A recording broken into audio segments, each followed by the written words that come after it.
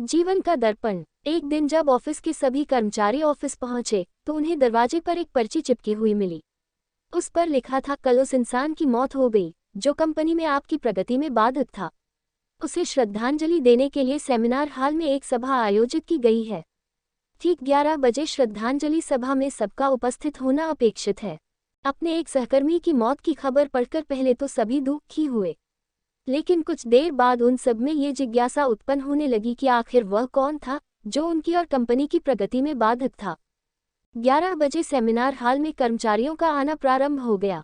धीरे धीरे वहां इतनी भीड़ जमा हो गई कि उसे नियंत्रित करने के लिए सिक्योरिटी गार्ड की व्यवस्था करनी पड़ी। लोगों का आना लगातार जारी था। जैसे जैसे लोगों की भीड़ बढ़ती जा रही थी, सेमिनार हॉल में हलचल भी बढ़ती जा रही थी। सबके दिमाग में बस यही चल रहा था, आखिर वो कौन था जो कंपनी में मेरी प्रगति पर लगाम लगाने पर तुला हुआ था। चलो, एक तरह से ये अच्छा ही हुआ कि वो मर गया। जैसे ही श्रद्धांजलि सभा प्रारंभ हुई, एक एक करके सभी उत्सुक और जिज्ञासु कर्मचारी कफन के पास जाने लगे। करीब पहुंचकर जैसे ही वे कफन के अंदर झांकते, उनका चेहरा फक्का पड़ जाता, मानो उन्हें सदमा सा लग गया हो।